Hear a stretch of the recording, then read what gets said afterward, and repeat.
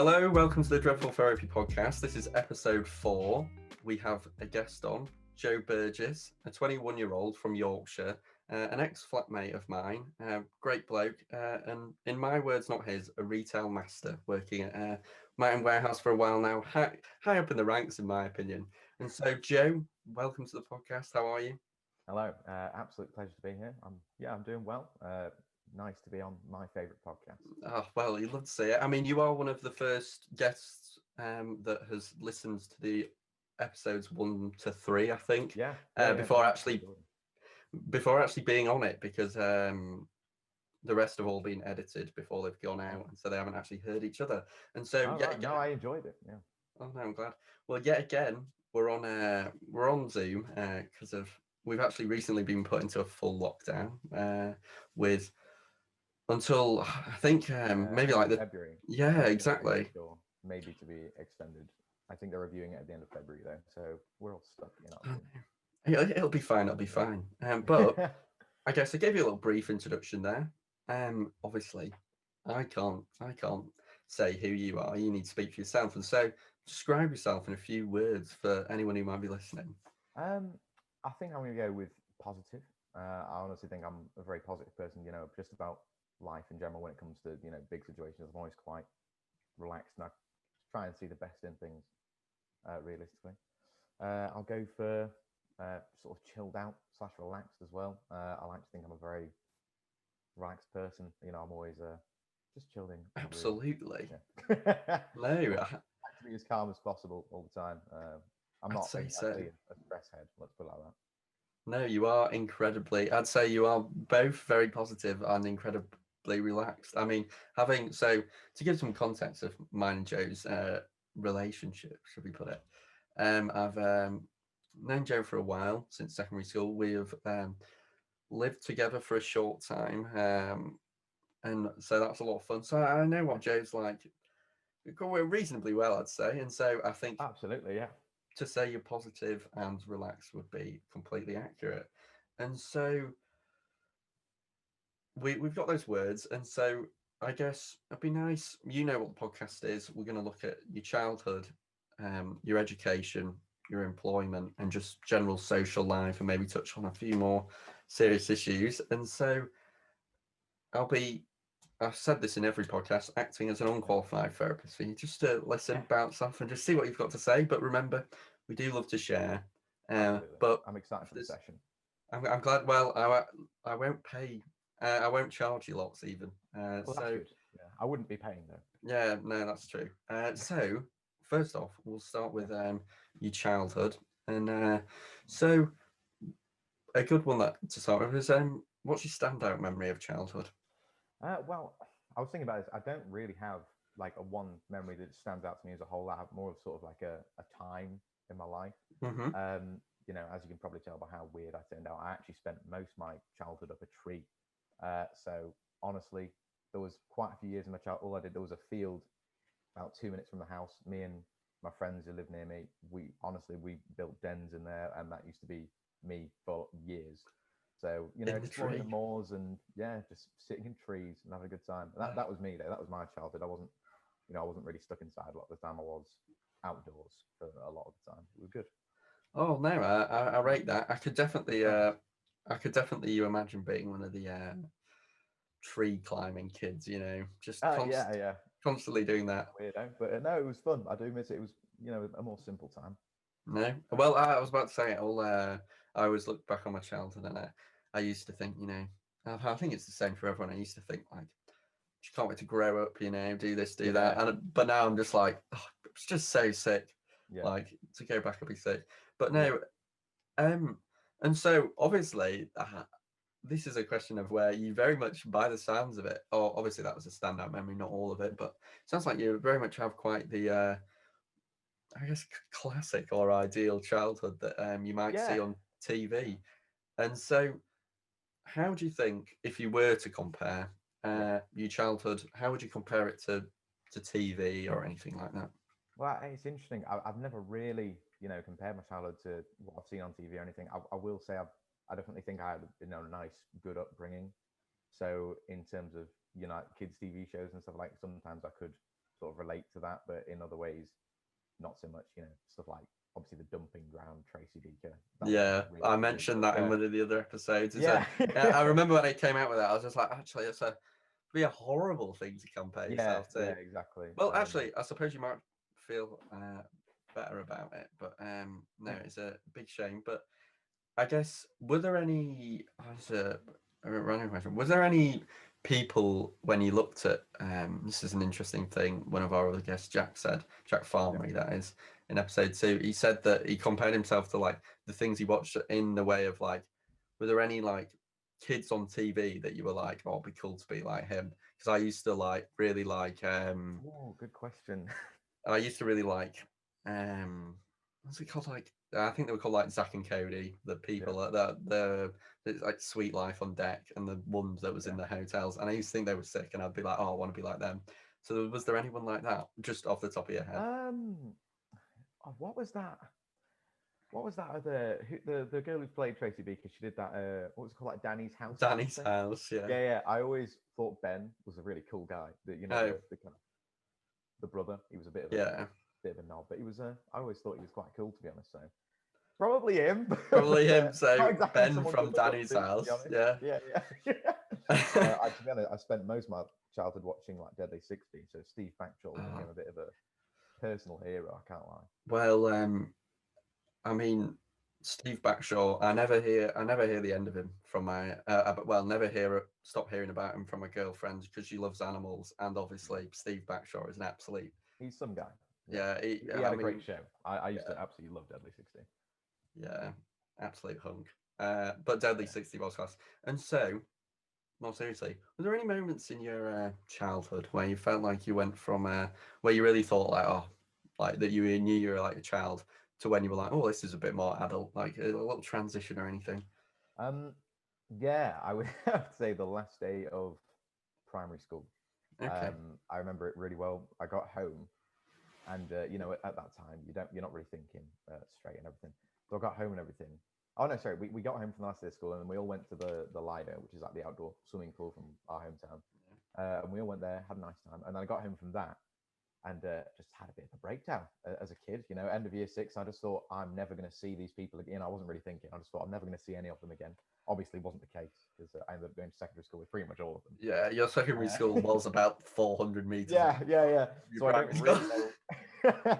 So I don't really know what was going through my head, to be honest. But that was probably the first time I thought I've got to grow up now and make new friends, stuff like that. But It's where you met me, mate. That's why. absolutely, yeah.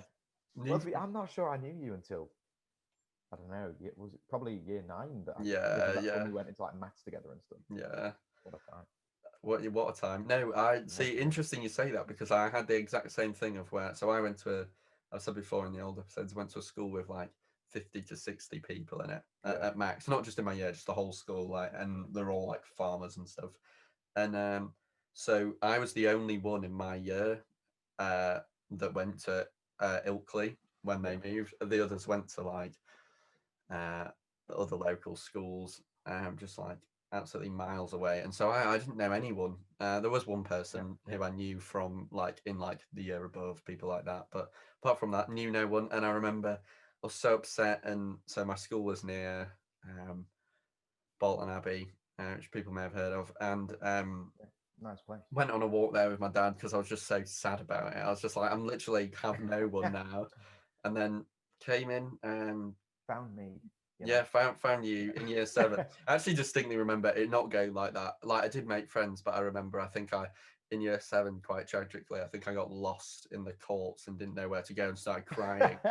Oh Uh, God, I think we all had an experience like that. I uh, remember when I first arrived at secondary school, and it was just specifically on the first day, just thinking how massive the sixth formers were, just like terrifying, because you've come out of primary school where you're used to being top dog in the upper years, and then suddenly you're like the small kid. yeah, you put at the bottom of the Pretty food daunting. chain. Yeah, yeah. Well, imagine being the small kid, but you were the small kid until like year 10, Joe. I couldn't relate, to be honest. Yeah, I I'm was not a tall person, but I wasn't as small as you were. yeah, I was about to say I was. I mean, I think I've overtaken you now, Joe. Just, Wow, yeah, yeah. You've had quite the but comeback. I was like 5 foot for.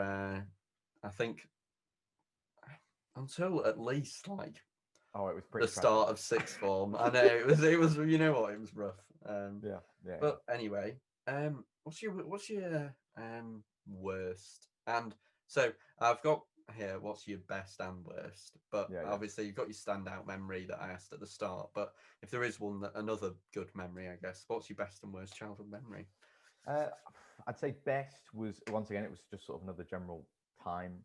Just because I look back on it and just think I wish I could do that again. It was so simple, so relaxing. Which was literally just my best friend from home, Jordan. Literally every day after school, every single day, like without fail, I'd go around to his after school and we'd just chill out, play Time Splitters 2 on the PS2, stuff like that.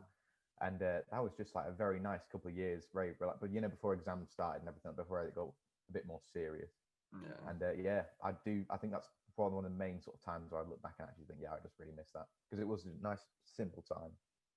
Yeah, so I think that that type of thing, like when you said PS2, that really reminded me of like, so I find it really interesting how like, so like you go back and when you play the PS2, there was that sound that when it first came on, I won't Oh, try and replicate it, but yeah, yeah, yeah, yeah. that sound and that always anytime I ever hear that, and it'll often pop up on just like Instagram or something, and it'll be like playing You that knew sound, and you the remember all the times you heard it, and you're like, oh, it's sick.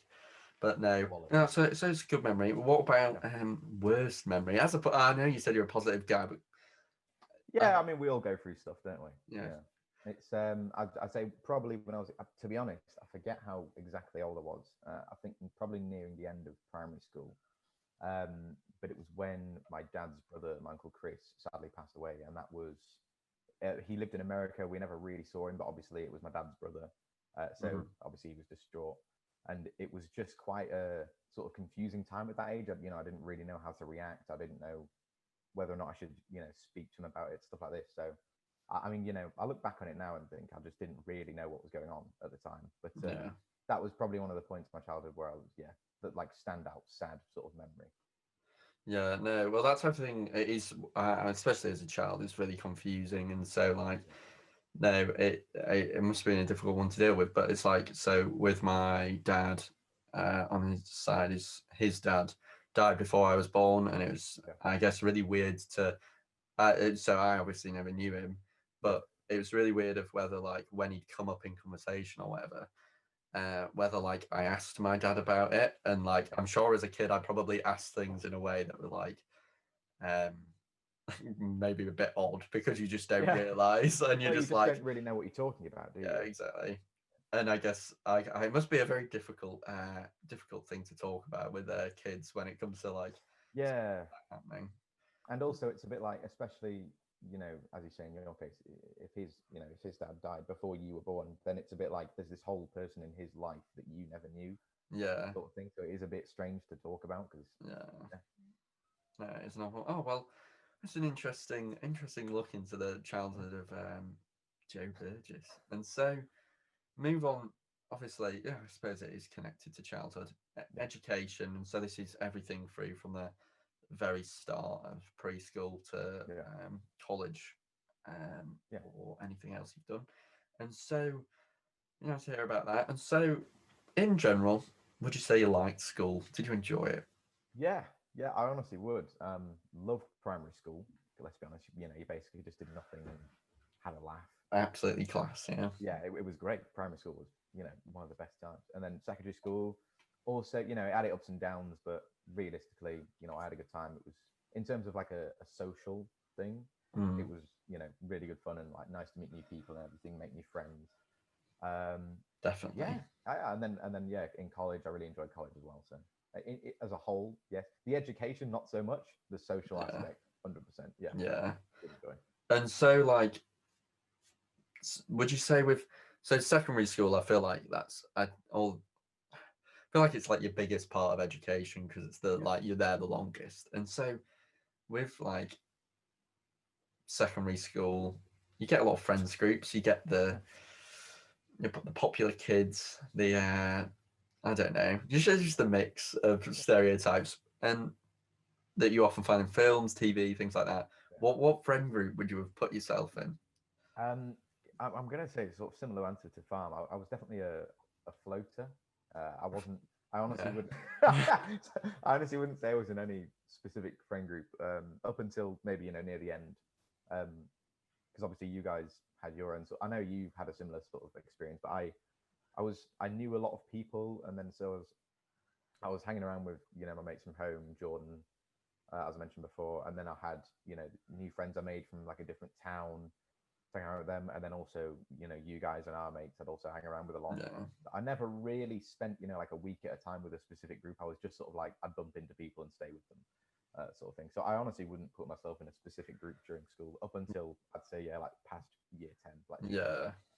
No, it's an interesting one. I mean, I remember, so for us, for anyone listening, is with me and Jay, the way we came together was oddly, I think it was when a friend of ours who is a future podcast guest, Matt Dale, we'd go round and we'd play some Mario Kart after he broke his leg, Oh, and we'd go entertain him. such good times, such good times. I know, and it was A lot of fun actually.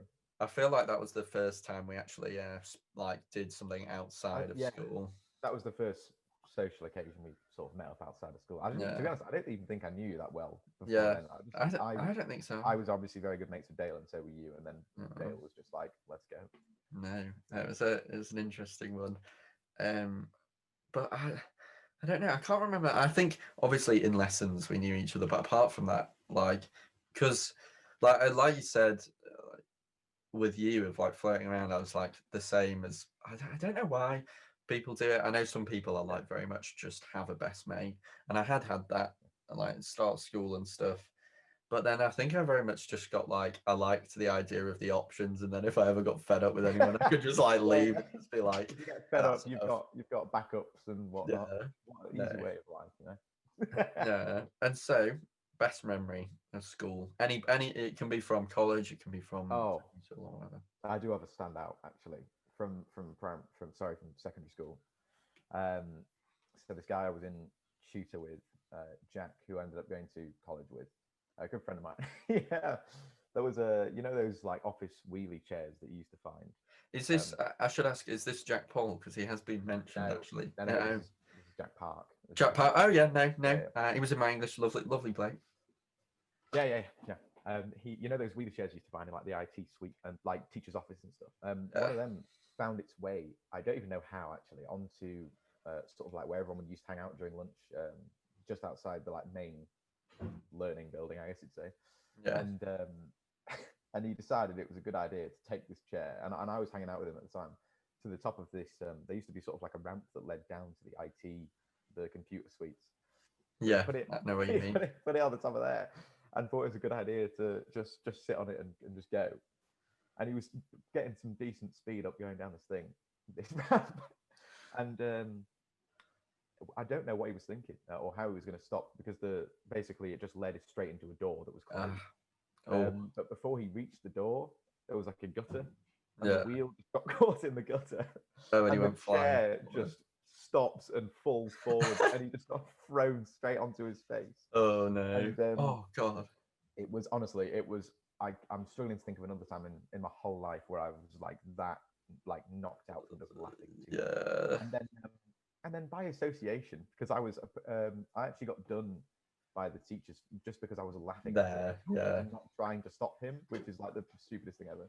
Because who wouldn't laugh at that? But well, if you don't say anything, you're part of the crime, Joe. You're just an accessory to it. Well, no, because he got taken like to the deputy heads, and then me and our mate Will had to go as well because we were there laughing and not, being sensible and telling him to stop. Yeah. But yeah, and then I just remember being absolutely told off by the deputy and just trying not to laugh. But yeah, that was probably my favourite ever thing I've seen in life, to be honest. It was just the way he fell forward. No, I was about to say I could totally picture you just not stopping laughing. I think it took a good few hours. I had the giggles. It's very much a you thing, and I probably remember you in like classes just like giggling at things. Oh yeah. And having played like things like pro clubs with you, and you just never stop. You just never stop laughing, and often at the expense of me. And yeah, of course. It's just you're a force once you start laughing. In fact, interesting you mention it.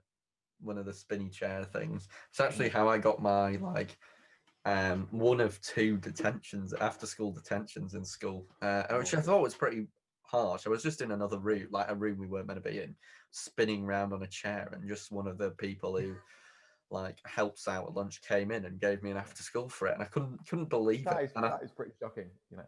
I thought I could charm my way out of it as well, and I was like really nice. It didn't work at all, and I was Mate. literally, I remember being so scared. I was like such an absolute. Listen, I'm just trying to, just trying to do my astronaut training. Leave me Yeah, alone. yeah. Okay, well, exactly. Pulling the G's. Yeah. No. So, worst memory of school. Yeah, it was, and this is gonna start. I don't know. I'm not. I think Farm said this. Jack Family. I'm not an academic in the slightest. I'm very much like a visual learner. I can't stand, exams like traditional written education. I'm just not good with that kind of stuff. I just hate it. Which is why after secondary school I went to college instead of staying in sixth form, because I wasn't enjoying it as much. Yeah. But it was just GCSE, the pressure leading up to GCSEs at the time, like looking back on it now. Well, looking back on it now, it was a bit stupid to be this stressed about it. But at the time, I just hated the pressure of like GCSEs, because I don't know if you remember, but there were so many teachers, and at the time, of course, you believe them, saying, oh, if you don't do well in GCSEs, you'll never make it in life. You'll never go uni. You'll never do any of this. You'll never have a decent job. Yeah, no, And they it's make it like, your life at that point, and you're yeah. there. It is very scary, and obviously there is partial truth to it, because often you might need GCSEs to then get into college or into a sixth form or something. But very much now, even with like my They A make it up levels, too much. yeah, exactly. Even with my A levels, whether they would need you'd mention them on a CV, but they're very much not very Yeah, like, you know what I mean. Well, you just need and the as I say, C's in English and maths to Yeah. just prove that you're capable, I guess. yeah, and that's and as I say, not being an academic person at all, just doing all those exams. Like I'd say, like pretty much like the few weeks leading up to the exams, that was like my worst time in school, because I just hated it, because it was like you'd get home from school every day and you just sit at your desk and like revise at home instead of like actually having fun. So yeah, didn't enjoy that. Actually, obviously you weren't enjoying it, but I remember at the time, because we both got extra time, the extra time gang at the end of exams of where everyone. Say as well, I didn't need extra time at all. I just said to my English teacher, I could do with a bit more time, and she goes, "Yeah, go on." Oh, well. yeah, there was no reason for me to have extra time. Well, I found out I got my extra time when I found out I'd done one exam. I'd done a citizenship exam, the first exam that we had, and then the next one I come into, and on each desk there was a little thing with your name on it, a picture of you, and whatever. And then the second exam I go into, just in like I'd written it, just said extra time across it in the highlighter. And I remember just like sitting in afterwards, like looking around, and it was like you and like Matt will be on the next episode, and we'd all look at each other while everyone emptied out. Each other a quick. Yeah.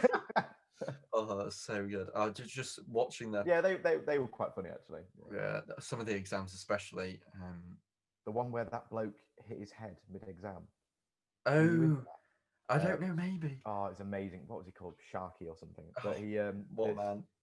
We had it in the PE hall, and there was a little like garage door that came halfway down, and that was like the entrance to where all the balls. Yes. And he just walked into there and just didn't bother ducking, and just smashed his head on this thing, made the loudest bang, and everyone looked up, and it was just the most awkward thing ever, because like everyone was trying not to laugh, and he was clearly just mortified. And I remember weirdly one time, because obviously when you go to the toilet, they'd have to come to see if you weren't cheating. Yeah. But I think it didn't go through my head that that it was going to happen. So I was just like, oh, can I go to the toilet? And he go in, and this guy starts following me, and he just wasn't like clicking to me that, oh, I have to do that. And he like followed me all the way in, and I was like obviously just confused, just not realizing. Please leave me alone. And I was just like looking behind me, just like going, like, and so I just like really awkwardly, I remember closing the door and like locking it behind me. But just like looking at him as I do it, like, why are you here? This is really creepy. Just stood there, sort of like watching you.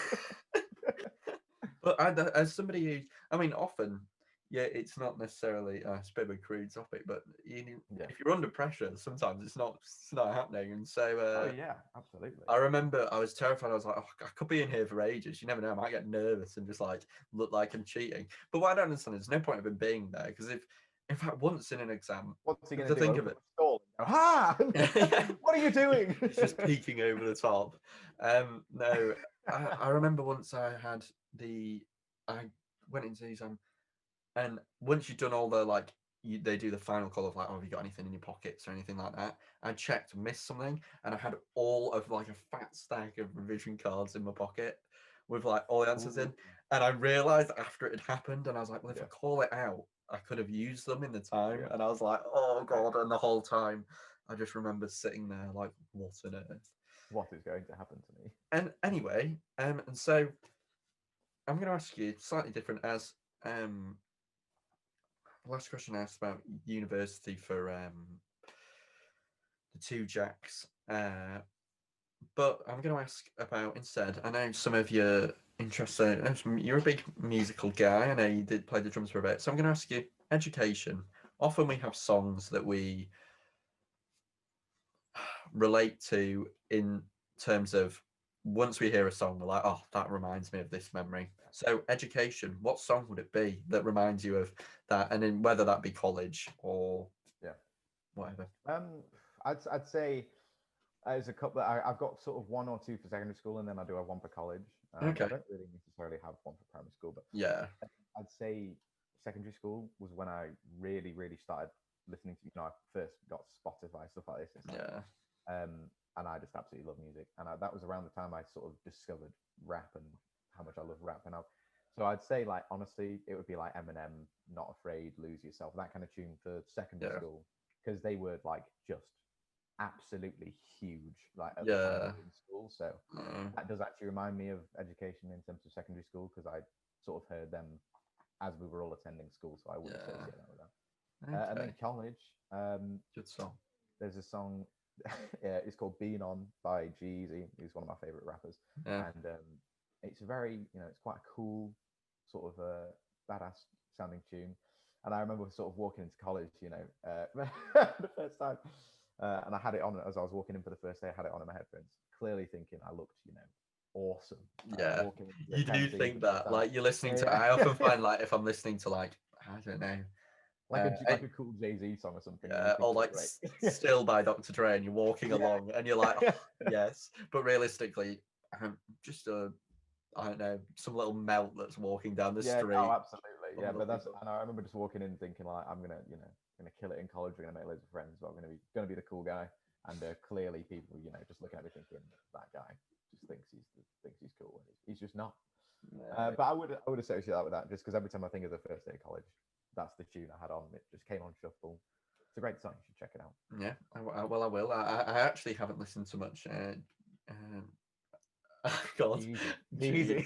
Yeah, no, I was. It's. Do you know what it was? It's because I was like, oh God, what's the name again? And then it came into my head. I was like, I'm literally going to sound like an old man here, being like, any G. The G-Eazy.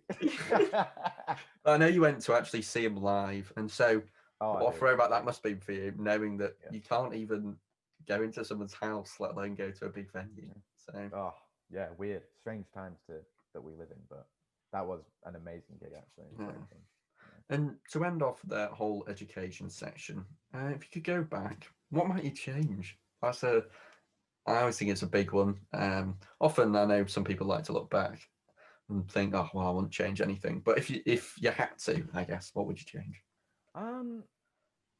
If I could change something about secondary school, I think I would have just been a bit more. I've tried to be a bit more confident and stuff, because I do think I was quite quiet at sort of the first stages of secondary school. I think I'd want to be a bit more, I don't know, out there as a person, and make some more friends and whatnot. But I definitely had a good time in secondary school.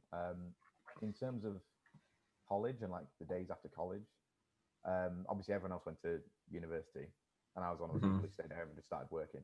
I think I would have made more of an effort. If I could go back now, I'd make more of an effort to like go see our friends at university, because they were dotted all around the country. I went to Manchester to see Alex, who I live with currently, a lot.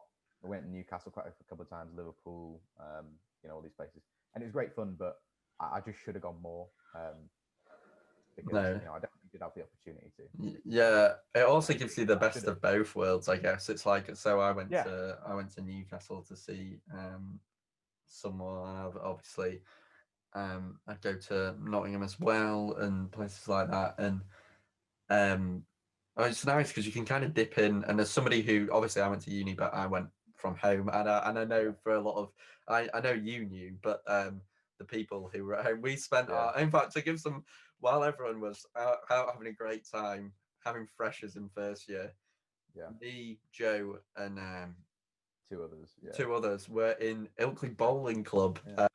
playing snooker. Or Uh, like most exciting thing we did, we'd go Mackey's on an evening yeah, and go. but to make it worse, this Ilkley Bowling Club, obviously, we've boycotted it ever since. Yeah, It's so like 1920s. yeah, Doesn't allow women. It's yeah. horrific, It's a ridiculous. dreadful place, and it honestly nothing more depressing than going home that night, looking on people's stories, them having a great time, Yeah, and I'm walking home with definitely. a form to sign up to the bowling club if I want, and I was just like, "This is what on Yeah. earth has happened?" I mean, don't get me wrong. I honestly, whilst everyone was at uni, and thank God, honestly, for you and Cameron and Carter, because I did have a great time at home. We did make the most of it, definitely, Yeah, and I had a really, really good time. But there was definitely times, where you'd be like, I'd go to my shift, and then we'd go McDonald's, as I say, on an evening or something, and that would be like what I did with my day. And then you'd yeah, see everyone at uni having like a blast, and it's like it is a bit, yeah. yeah, But I guess it's one of those things of like although people like, I think the main thing was we'd miss out on when with that type of thing, that you miss out on um the big things. Whereas yeah, we were probably doing more than other people because we were consistently filling our time with it like yeah, every day. yeah. So We we'd were, still go to the pub and stuff, and yeah. like, oh, we The became Midland, yeah, regulars at the Midland where the you can. Midland. That was a great I time. don't know whether it would still be on, but you could get a pint for 150, and it was absolutely dreadful. And there was Out in the full of Midland. characters. It was like the It was cantina in interesting. Star Wars. Yeah, Yeah, it was interesting. Certainly, some. It was like everyone in Oakley who was just a bit of a character would sort of jumble into the Midland, and then we'd be there playing pool. yeah. We were definitely the youngest, and they Oh, hated us there. I must say, I don't think they liked us because they were. I think they got used to us after we Yeah, went like 3 times a week for like 3 months. I think they were all right with us. yeah, no, That definitely. was good. And so you change bit more confidence in the early years. I think you know what I'd Yeah, do. I would keep my if I could go back, I'd keep my confidence, but cut yeah, out maybe a bit of the cockiness because I think I might have gone personally a bit overboard with it as a defense against not being a giant yeah. presence in the room, I guess. You Uh, had to be the giantest mouth in the room. yeah, exactly. The biggest man. Um, luckily now I'm just such a big man, aren't I, Joe? As we You know. are. He's a Yeah. huge guy these days. He's Um, outgrown me. I'm not that tall, but yeah. I was always taller than you. Yeah. You never. The short kings. Yeah. Uh, Big up um, Short Kings, by the way. yeah. And so to end the education section, employment. I know.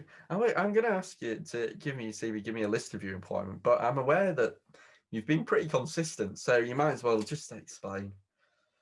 What list of jobs? Yeah, just list of jobs or Yeah, any experience you've had, I I was guess. a. I mean, well, in terms of experience, I've done quite a few things actually. Well, it wasn't an actual job, but in terms of experience, I've been. I went to this TV production company in London, did like a week there. I've done stuff like that. That was sort of before college, and I went and did TV and film and stuff. Which, to be honest, I'm not too interested in anymore. Yeah. So that was all a bit weird. But in terms of jobs, I was a pot wash for 2 shifts. It That went ended well badly. then. It ended badly.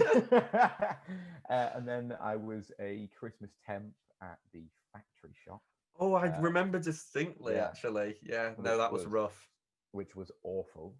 Because it was like because it's so mental at Christmas. It was just so full time and so like non-stop. And but which is obviously normal. But going from never having had a proper job before, it was quite the change. Yeah, And no, then you find after I was yourself like that when you well, I was go. yeah, Oh, sorry, Joe. awkward interruption. I was about to say you do find yourself like that when you go from like barely working to if you have that like full time for a bit or whatever, and you just like, because I remember at work experience when we were like 15, 16, I did it at primary school. And I remember coming home on like the third day, I was absolutely knackered. Yeah. Because it's just like, because they'd obviously, because I was young still, they'd see me as fun, and so I'd end up doing loads with the Yeah. like the kids or whatever, just like playing or whatever. Yeah. And so I just remember going home with a headache, and I was just like, oh my Yeah. god, I never want to work. Yeah. That's the thing. I got home after like 5-6 days in a row at the shop, just thinking like, this is what it's like. This is terrible. You know what I mean? Yeah. Then I was a seasonal temp there. They didn't keep me on after the temp, which was for the good, probably. Yeah. And then I got a job at Mountain Warehouse, and I've been there ever since. And so, stores, different yeah. And so, I guess how long have you been at Mountain Warehouse then? Because I know you've been climbing the ladder, you've been switching stores.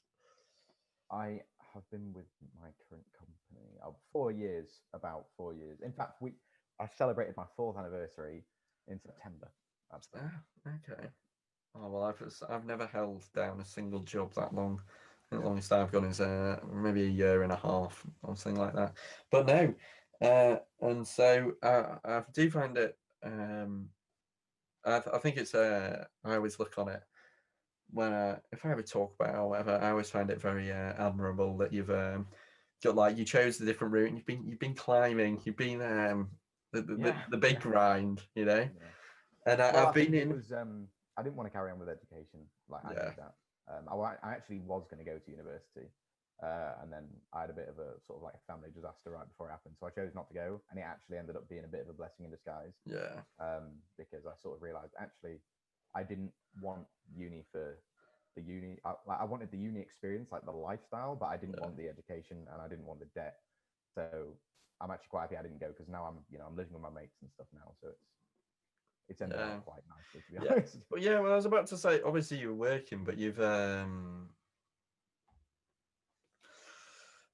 obviously you're working, but at the same time, you did get that lifestyle. So where we lived when we lived in Leeds was right in the student, like possibly the most student area, or like in and around it. Like it was like, I think the block we lived in was a bit crazy. There was the block we lived in was all medical students, and I think they tried to sell us that as like, oh yeah, they'll be quiet, which obviously wasn't the case. Well, to be fair, I mean, the people in our building quiet. It was more the neighbours. I hate you. They were awful. Yeah, they were the absolute worst. I remember seeing one of them. Kept me up every single night. You'd come back from. I remember I'd come back from uni at like 5, and I'd see them like having their party, and then when I go to uni the next morning, they'd still be there, and I'm like, it's not even fun. And obviously, I imagine it was drug fueled, or if not, they've got unbelievable stamina for whatever they're doing. Yeah, fair enough. I mean, in a way, you've got to rate them for going that long. It was the worst time ever. Was they were having their like end of tenancy party, so they had like a load of people in the front garden. This was in just after the very first lockdown when I returned to work. So I tried to go to sleep. Obviously, didn't sleep pretty much at all the entire night because they were like throwing pans on the floor. I don't even know what they were making a lot of noise right outside my window. And then when I got up in the morning to leave for work, they were all like lying in the road. So I had to tell them to move. Yeah, I couldn't run them over. No, it was very much also where we lived was right at the end of the road, and you constantly get, if anyone was ever getting picked up for like an Uber or anything, it was always at the bottom of our road, and so it was just constantly someone turning around. And I remember like sometimes there was times I just like wouldn't be like just couldn't sleep because of the noise or whatever, and I'd end up just like going for a drive or whatever at like 4 a.m, and we had I remember seeing which I'll explain in a bit the relevance of it. I remember seeing 2 people on a moped like flying off these steps at the end of the road, and like I remember I kind of like hid behind the wall because I was on my own, didn't want to be outside. It was a bit of a dodgy area, and it is a dodgy area, to be fair. It's probably quite I'm not there anymore. And so these people on the moped we found out were a well-known moped gang in Leeds that Yeah. smashed poor Joe's back window in his car for no reason apart from fun. Yeah. I happened to be parked right where they targeted. Came out in the Yeah. morning. Well, I came out in the. It was like an evening, and there was suddenly loads of commotion outside. So I thought, I wonder what this is. Went outside. Thought, oh no, all these poor people's cars have been smashed in. And then this and I hadn't seen mine, and this police officer was already there, just comes up to me, and goes, "The Peugeot yours?" I was like, yes it is. So that set me back. I think it was like 400 quid. Yeah.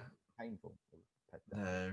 I remember at the time I'd popped out to play football, and so I was very lucky. I dodged it. But no, and it was. Do you know what was hilarious? They people who sold us the flat were like, "Oh yeah, no, we've had no crimes, nothing like that. Nothing's bad happened." Within the first month, windows smashed on like 6 cars, and apparently there were like, I think you might have told me at the time there was like laptops out in the car, but they just didn't take them. They just literally broke the windows for fun. One of the girls who lived, I think, above us or something, it was like a Fiat or something. Her back window got smashed in, and because they just threw rocks at the cars. Her wallet was in the car, and they didn't take it. It was just like on the front seat, and they didn't take it. So mindless aggression. Yeah. But I guess a bit sidetracked by this problem. I feel like we could chat forever. You never know. You might talking about moped guys. Yeah, but you never know. We might have to return for another episode at one point because I feel like we've got a lot in us. But I'm going to go for most embarrassing memory of your employment. Anything that happened, or crazy, is like just crazy story or anything like that. Well, I mean, I've got an embarrassing one, but the craziest one was probably, well, I'd say basically when I was a pot wash, I only worked 2 shifts, and they treated me like pond scum. Like it was awful. I had like just I'd never done any work before, so I wasn't expecting it. Just throwing stuff at me, like like scolding pans, literally like lobbing it towards me in the sink, and it was just like they didn't let me have a break. I did 2 12-hour shifts in a row. They didn't let me eat anything. It was properly bad. And you know me, I'm a very calm person. I don't tend to lose my cool. But near the end of the second shift, I ended up telling the head chef to fuck off, and I left. Big man move, alpha moves.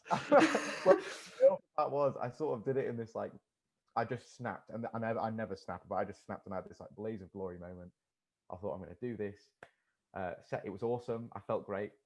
Stormed out, thinking never to return, and then I realized I had to go pick up my paycheck like a week later. So it was very awkward. Sort of strolled in and was like, I need my money. It was very awkward. Oh, that's awful. I have to say, I have zero fondness for the like working in hospitality. The idea of it, like my brother was he's fully trained chef, and he worked in loads of different restaurants, and like he had horrific times working with like just like dreadful things happening. But it's not nice. But you said you had an embarrassing memory. I'm going to squeeze it out of you. There's a few of the sort of like, I mean, obviously working with the public, you meet a lot of well, to put it nicely, weirdos.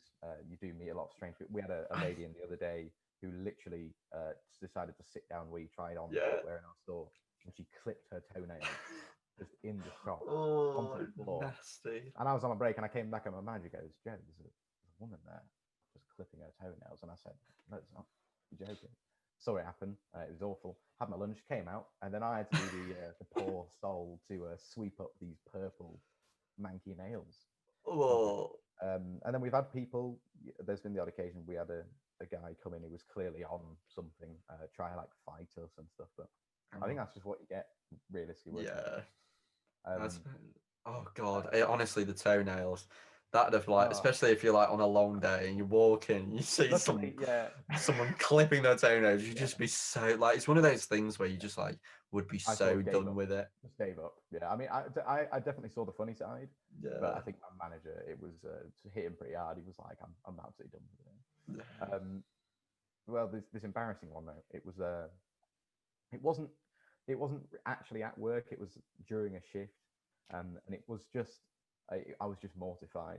It wasn't actually. It's just because it was just me being stupid though. It wasn't like Farm's sauce toffee saga. it basically.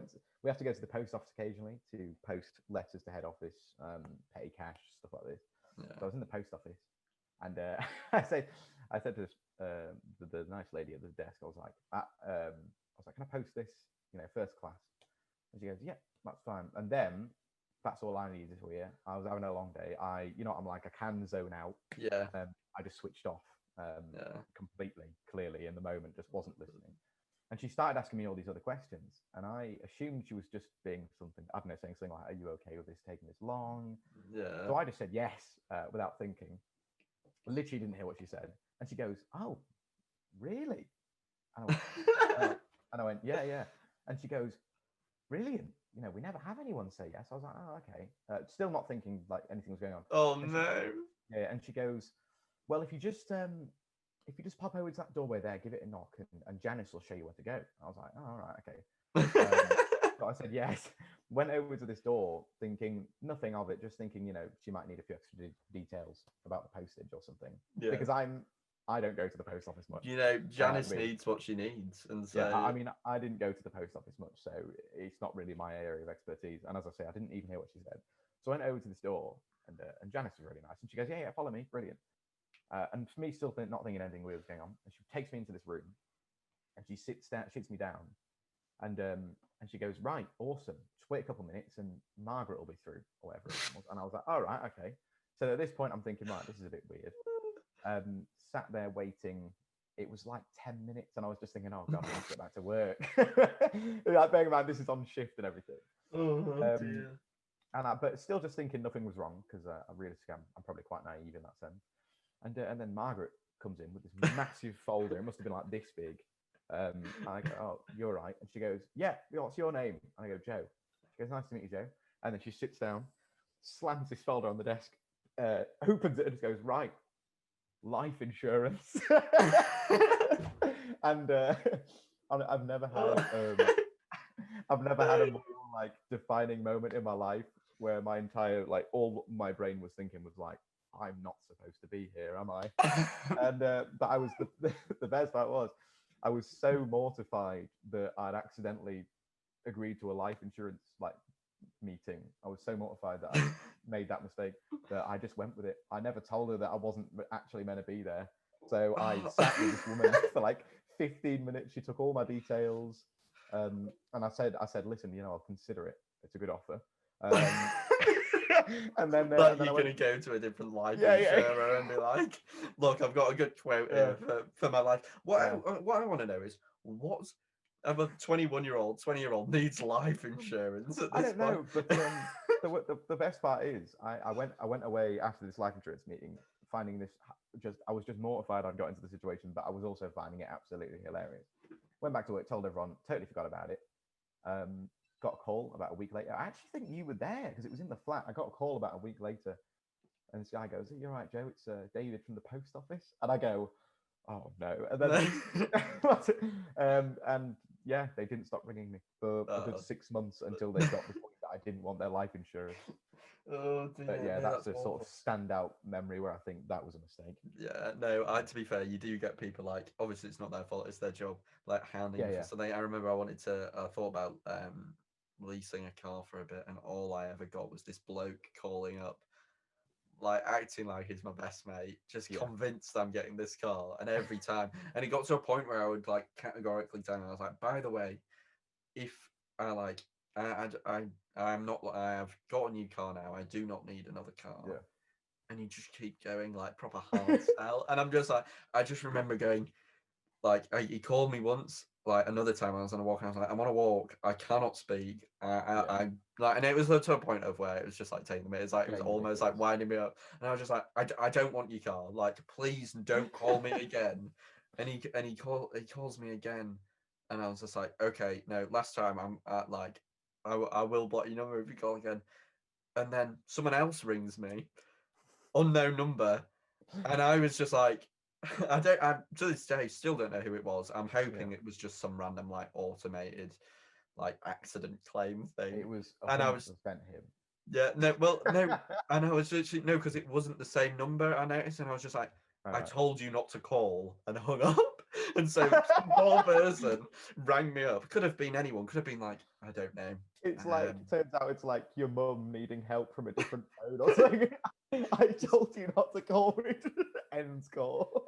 she's just like, oh, Robbie, I've fallen, and I'm like, I need your help. I've broken my leg. I Listen, told you not to call. I Go away. told you, leave me alone. So confused if it's someone you know. So one day maybe I'll meet somebody and like I'm praying it doesn't happen where like something that scares me is thought of going to a job interview and Yeah. you like having seen the person around in like the local town and you might have been had a bad day and you weren't smiling at them or like Yeah. you had an awkward interaction and I always think to myself, oh, that'd be like the worst nightmare if you Yeah. like were accidentally like if you had a bit of like they cut you up in the car park and you had to go at them or something, and then they end up interviewing you like Yeah, 10 yeah. minutes later. It's like the worst That thing. would be pretty horrific. But let's move on to the final section. It's a shorter section, just social life and relationships. And so the plan originally was to have a mix of like males, females, etc. on the podcast, so Yeah. we could talk about different issues. But due to COVID and everything and people's availabilities, Yeah. my guess who we're going to talk about gender with um, weren't available, and so this is not that you were second choice in any way. This is Oh, just me that's fine. Yeah, explaining. yeah. This is just me explaining. We're going to talk about mental health side of things, and like in the previous ones, about obviously being a guy, a lot of the you get a lot of emphasis on mental health a lot of the time Yeah. because there's a real push about obviously attitudes and everything, and so we've had we've had our all the lockdowns and things, and I've said in the previous episodes, I've learnt a lot. I realise I need the socialization. I hate it without it. I have to do something every day, no matter what, just to feel. Or I just have a terrible day if I've got nothing planned. And so, have you learned anything about yourself that you like to do in terms of how the lockdowns affected you? Um, Honestly, I've sort of learned what I already knew about myself, which is, and I think you know this about me, the polar Yeah. opposite of you. I'm very good in my own company. Mhm. I've definitely learned that. I don't. I mean, I already knew that, but this all the lockdowns. It's put more emphasis on that. Yeah. Obviously, I live with my housemates, and that's great. But certainly in the first lockdown, there was definitely a period where like I barely see the people I live with because we'd all just be cooped up in our rooms all the time. Because obviously Yeah. you're just stuck with each other, aren't you? Yeah. But yeah, I just think it's sort of reinforced. Realistically, I'm very good in my own company. I like my own company. I need Yeah. I need my alone time, especially if I've been at work, like facing people all day. Um, I enjoy, social interaction with, you and my friends and everything. Mm. But at the same time, I'm very good at my own company. So Yeah. it's actually been not too bad, Yeah. to be honest, for me personally. Yeah. Yeah, I feel like I definitely when I lived with you pushed your buttons a bit. You come in I and was I trying to think have my chill alone time with my music on. You burst in and go, "Hey, buddy!" I go, "Robbie, what are you doing?" my favourite was just a big favourite of mine is going in and be like, "Hey, best mate," and it Yeah, really feel like it's a and I really uncomfortable thing to hear, and you'd be. I remember sometimes it's just I'd come in and you'd come in from work or whatever. And I'd just be like, "Oh, hey mate," and you'd just be like, "Not today, Robbie. not today, Go not today. away. No, Leave me it's not. alone. It's not the time."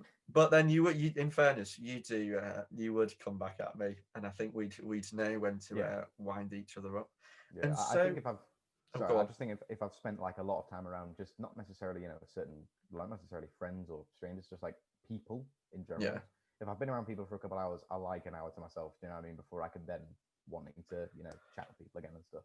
So yeah, I do like that sort of like chill alone time. no, definitely. And so, I guess through it, I know having known you, obviously, I've in terms of mental health, I've gone through some things alongside, and obviously we've both had like moments of like everyone does of where some things are harder, and so Yeah, often I can say that you've supported me when I needed it, times when we lived together and stuff, and so I guess a big thing is like men offering other men support, obviously like not to have a male centric view on it, but obviously talking about it both as men because there's no point of talking about a female's experience of mental health when neither of us knows what it's really like. But so Um, do you feel like you get enough support with that type of thing, or do you feel like it's there if you need it? If that makes sense. Um, it's definitely there if I need it.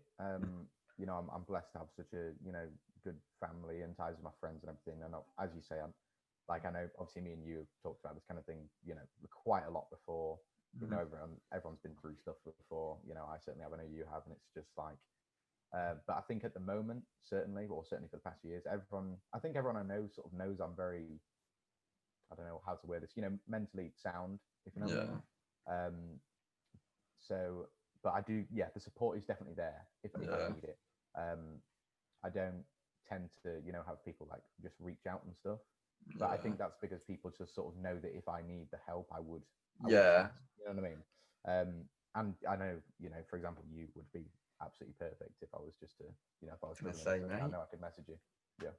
No, no. Well, no, I do definitely think it's one of those things. I mean, I know, like I said, living with you and knowing you, it's one of those things of like, I'm very much the type of person who'll absolutely share absolutely everything, and I literally have to stop myself or be stopped to tell that type of thing because I think I started doing it, and then once I started doing it, I just never stopped because then anything I was sharing never actually became anything to me. I was just like, oh well, it's just like just another random story. Like it never meant anything. But I know that like other people deal with it in a way of like, I know you often are just like, you just have your time to yourself and then like give yourself that hour or whatever of just chilled I'll time, sort listening to your it out. music. Yeah. And so like that's what I was respected. Usually I'm quite bad with that type of thing. So if I'm not in a great place, usually being alone is like, or just like time on myself, like unless I'm really like working through stuff to make it like calm myself down, I find it difficult because my mind just runs like. I've done a bit of yoga, and I remember when I Nice. first started doing it, it would be very much like relax your mind, and then my mind would just be like go, and it would just like Racing. I might just like a million miles per hour, and that's usually what my mind's like. I'm just constantly going, going, going, and I See, that's just where can't switch it off. Whereas I feel like you're very much the type of person who like can do that when you want. Yeah, I was going to say that's what I think. I've always think is so interesting about mental health and stuff. Everyone's so different with how they can deal with things. It's like because we realistically are just opposite. If I'm having a super bad day and I'm in an awful mood or whatever, my ideal evening after that would then be to spend the entire evening, on my own, just like Yeah, maybe we're listening to some music, watching some YouTube, something like that. Whereas, you'd want to go see people and, get that yeah, sort of social interaction. yeah. I think it's like so for me. It's like that. I guess the normalization of just like not necessarily ignoring what's happening, but like if you're able to still go see your friends or see family and talk to them and stuff, just whatever it's about, whether you're literally just like, I don't know, just doing whatever. I find that what helps me in that is that I'm just like, well, this part of my life hasn't changed at all, no matter what I'm worrying about. And so if I can keep that going, it always rests me. But I would definitely, something I have tried to work to improve is that like how you are just I feel like everyone's wish. I feel like if you were more laid back, it might be a problem, but everyone else's wish Yeah, is yeah. just like, oh, just love to be a bit more laid back and not care as much about like anything that's going on. So yeah, it's uh, interesting. And I would ask you if you'd like more, like if you could have more support, would you like it? But it seems like you kind of answered that in saying that you know that it's there when you need it. So Yeah. I guess not necessarily need as much. And so I asked this in the other ones, and I think it's after 4 episodes. I know, not giant case study for it, but Yeah. um, in terms of I guess mental health for guys, um, there was always this thing of like when you look back in time, it's like people not sharing or whatever.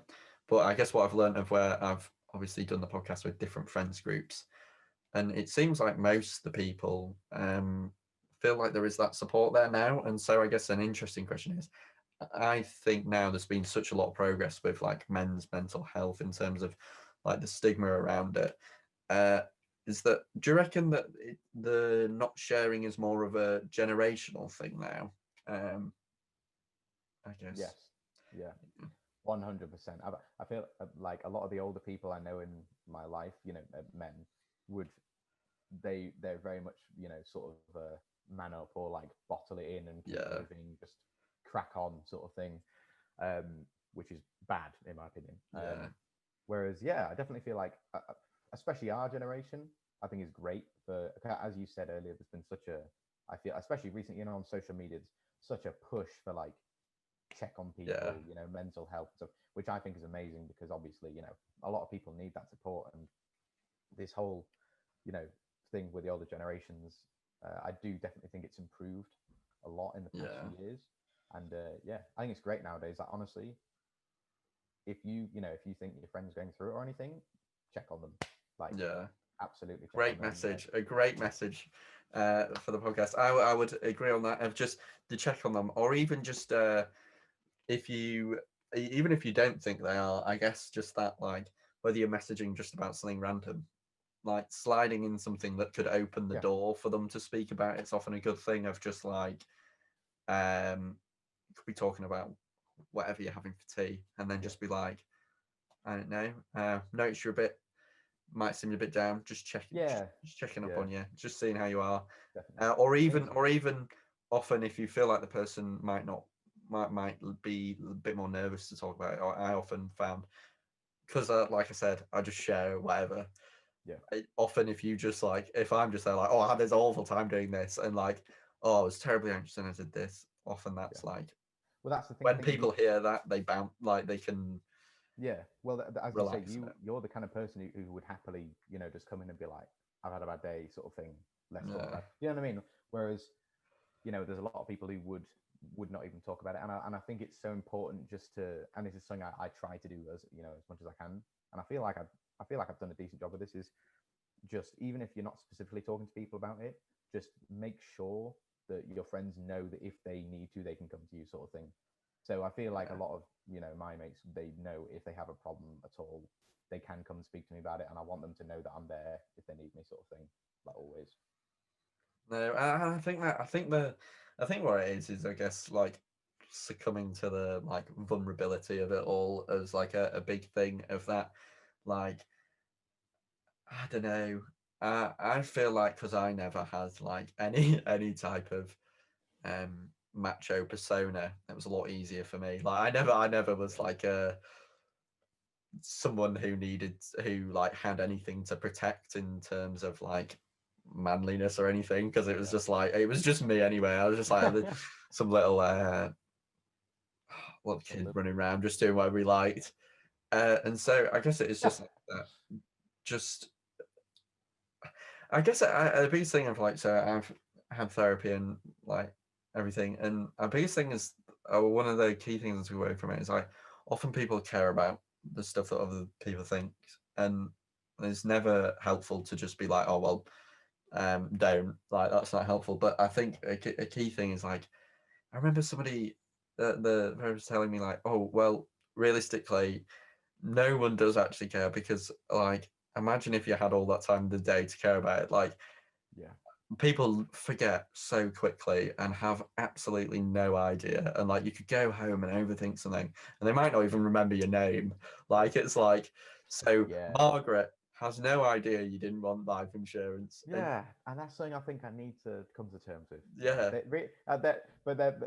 That's interesting you say that, because there's always, and I was thinking about this the other day. There's always been that sort of side of me that does think like, I'm now that, like, that person in the post office that they all talk about, being like, yeah. remember that knob who came in and like turned down our after saying he wanted a meeting. Made him drag out the Yeah, massive but book. I mean, yeah, as you say, but realistically, they probably, you know, don't even remember who I am. Yeah, no, it is definitely like that. I often find the way you can quite easily, often as well, I found it like getting older and stuff, of where you might have an embarrassing memory in school or whatever, and then Yeah, you were never really friends with that person, but it was super embarrassing. And then you yeah, get closer with them later on and you talk about the thing and you're like, oh, I was so yeah. terribly like, And they go, what? what? Yeah. And they're like, Yeah, I yeah, genuinely don't know what you're talking about. And you're yeah, like, oh, well, no, well, like, and you just explain it, and they're just like, yeah, I don't know. yeah. But I guess to finish off on like a lighter note, social life, you've obviously I'm part of it, but in general, relationships, social life, things like that. 3 words or however many words you like Mm. to describe it. Um, To describe my social life, I would go with we'll go for a cringy one. I'll say love. You know, I've got a lot of love Big for love. yeah, absolutely. Just everyone in my social life, you know, my close friends, my family, like my inner sort of circle of people that I like to surround myself with. I've just got a lot of love for them, you know, and it's a nice place to be in. I'm gonna go lucky because Hmm. I think about this a lot. Actually, I feel very blessed You've to got me in your life. I mean, I couldn't absolutely. imagine How lucky anything could it more get? lucky. Like you've really Absolutely. hit the jackpot. I have, and you know, anyone else who's friends with Rob, you should count yourselves lucky too. Yeah. You Well, I think know. often I do think about anytime I meet up with someone, possibly sending an invoice or something like that, because it is priceless. It And is. So listen, but do you want in on this friendship? chip, yeah. And often people think about like, oh, what am I getting out of this? And the fact is, you're just getting me. I'm absolutely brilliant, Jay. Anyway, carry on. Well, yeah, lucky because um, I just feel very blessed to have the sort of I do have a lot of close friends. You know, obviously you're friends with a lot of the people I'm friends with, and then I've also got a lot of close friends from home and stuff. And I feel very blessed to be in that position because like you know I do know a lot of people that I've seen that we grew up with in school and stuff that like I know for a fact like haven't got mates still from school and stuff, and I think that sucks. And it's I feel very lucky to Yeah. basically essentially still be friends with the people I've been friends with for in some cases literally 21 years and stuff. So yeah, Yeah, no, it is mad that I've like I guess I yeah, I guess you have to work quite hard on it, especially as both yeah, people have as two people have taken work years out. It is a scary thing of like who because I remember like messaging you and being like, are you at home next year? Before I yeah, was like and yeah. messaging other people before I made the decision because I was like, About uni. yeah, yeah, yeah. Yeah, I remember specifically. I remember the first person I found out that 100% wasn't going to go was Cameron, and at the time, who I lived with, and Cameron at the time, we were sort of becoming really close around that time anyway. So I Yeah. was like, thank God, like at least one close friend is going to be at home from this group, and everyone else has like sailed ship. So it was nice to Yeah. have someone around for sure. And then obviously you and Carter came into the picture as Yeah. well. And I was buzzing that there was at least a little group of us. Yeah, no, it's a scary thing, and obviously, like, but oddly, like, people come back from uni and like you and stuff, and like you'd meet up with them, but at the same time, like, once they're gone, not that they weren't missed, but like you'd had your own life then, and it was like you got the best of both worlds, I guess, Yeah, even though you already knew them, yeah. and And then you, when they came home, it was such a great time to see them all again. So in a way, it yeah, was nice for people to go just to come back, if you know what I mean. And then it was lovely to see them and everything. yeah, no, absolutely, and so we're gonna end the podcast there. So Joe, again, great guest. I feel like have maybe if we change format or something in the future, might have another episode if you fancy Oh, it. absolutely, I'd love to come on again. It's been a pleasure. Thank you for having me. Honestly, No, it's been lovely, been a great guest, and I guess I'll say before it ends, the podcast is on the audio version. It's on Spotify, it's on Apple Podcasts, Google Podcasts, and pretty much like any podcasting platform. It's on there. The Dreadful Therapy podcast. I've got an Instagram with highlights on it. The YouTube channel will have highlights and the full video version of the podcast to watch. And so please do have a watch, follow it, download it, everything like that. And so again, thanks for listening, and goodbye from both of us.